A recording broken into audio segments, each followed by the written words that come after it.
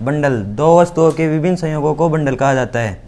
उपयोगिता, उपभोक्ता की आवश्यकता को संतुष्ट करने की शक्ति को उपयोगिता कहते हैं। और उपयोगिता विश्लेषण के दो प्रकार है, गणनावाचक उपयोगिता विश्लेषण और क्रमवाचक उपयोगिता विश्लेषण। गणनावाचक उपयोगिता विश्लेषण वह विश्लेषण है जिसे संख्या में व्यक्त किया जाता है तथा यूटिल्स में मापा जाता है। जिस प्रकार दूरी को किलोमीटर में तथा कपड़े को मीटर में तथा दूध को लीटर में मापा जाता है, उसी प्रकार गणनावाचक उपयोगिता विश्लेषण को यूटिल्स में मापा जाता है। अर्थात दूसरे नंबर पे क्रमवाचक उपयोगिता विश्लेषण, इसे बंडलों की सहायता से क्रम देकर मापा जाता है तथा इसे अंदिमान वक्र की सहायता से बनाया जाता है।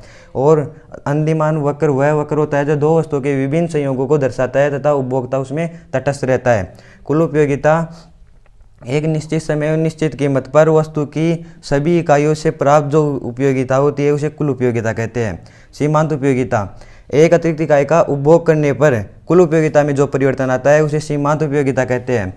औसत उपयोगिता, कुल उपयोगिता में क्वांटिटी मात्रा अर्थात इकाइयों का भाग दिया जाता है तो उसे औसत उपयोगिता कहते हैं। सीमांत उपयोगिता तथा औसत उपयोगिता में संबंध, जब कुल उपयोगिता जब सीमांत उपयोगिता अधिकतम होती है तो कुल उपयोगिता में घटते हुए दर से वृद्धि होती है। जब सीमांत उपयोगिता शून्य हो जाती है तो कुल उपयोगिता अधिकतम हो जाती है।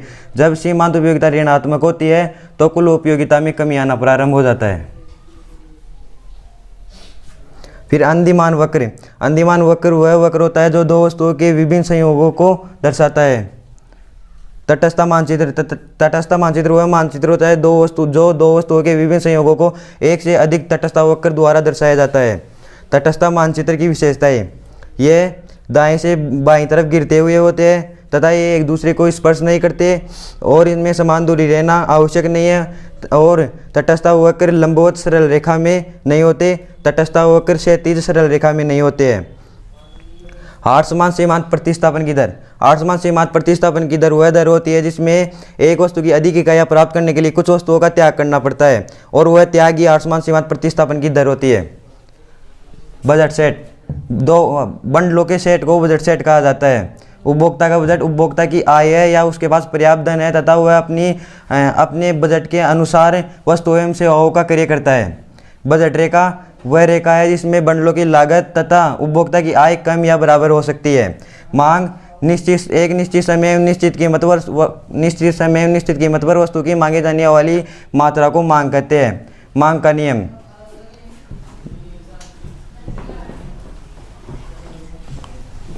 जब वस्तु की कीमत में वृद्धि होने पर उस वस्तु की मांग में कमी होती है और जब उस वस्तु की कीमत में कमी होने पर उस वस्तु की मांग में वृद्धि होती है तो वह मांग का नियम होता है।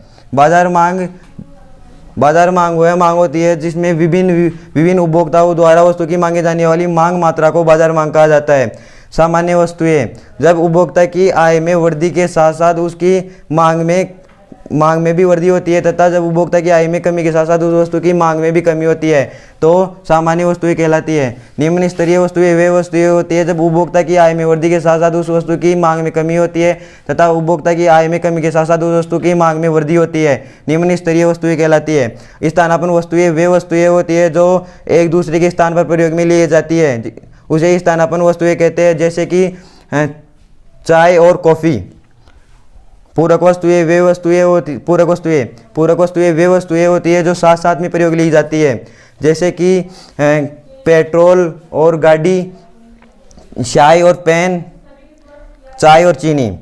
मांग की कीमत लोच की श्रेणियाँ, मांग की कीमत लोच की 5 श्रेणियाँ होती है। पूर्णतया लोचदार, इकाई से कम लोचदार, इकाई के बराबर लोचदार तथा इकाई से अधिक लोचदार और पूर्णतया बेलोचदार।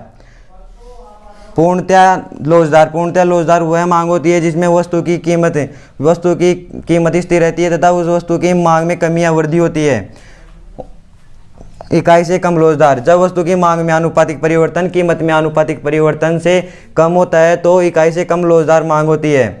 और इकाई के बराबर लोचदार, जब वस्तु की मांग में आनुपातिक परिवर्तन कीमत में आनुपातिक परिवर्तन के बराबर होता है तो इकाई के बराबर कीमत लोच होती है। और इकाई से अधिक मांग की लोच, जब वस्तु की मांग में आनुपातिक परिवर्तन कीमत में आनुपातिक परिवर्तन से अधिक हो तो इकाई से अधिक लोच होती है। और पूर्णतया बेलोचदार, जब वस्तु की कीमत में कमी या वृद्धि और उस वस्तु की मांग स्थिर रहे, वहाँ पर पूर्णतया बेलोचदार मांग होती है। मांग की कीमत लोच, वस्तु की कीमत में परिवर्तन तथा वस्तु की मांग में परिवर्तन, ये मांग की कीमत लोच होती है तथा मांग की कीमत लोच की 3 विधियां हैं। एक प्रतिशत विधि, 2 ज्यामिति विधि तथा तीसरी व्यय विधि। प्रतिशत विधि में प्रतिशत विधि का सूत्र होता है मांग मात्रा में प्रतिशत परिवर्तन बटा कीमत में प्रतिशत परिवर्तन तथा बिंदु विधि में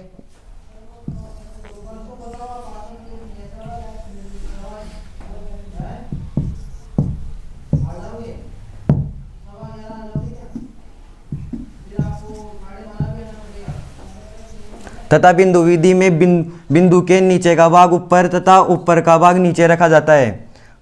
और व्यय विधि में 3 प्रकार होते हैं, लोचदार लोच, एकिक लोच और बेलोचदार। लोचदार, जब वस्तु की कीमत में वृद्धि होने पर उसके कुल खर्च में कमी होती है और वस्तु की कीमत में कमी होने पर उसके कुल खर्च में वृद्धि होती है तो लोचदार लोच होती है।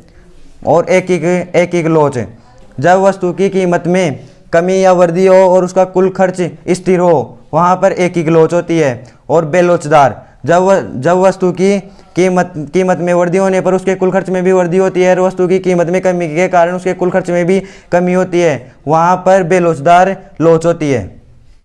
जय हिंद, जय भारत।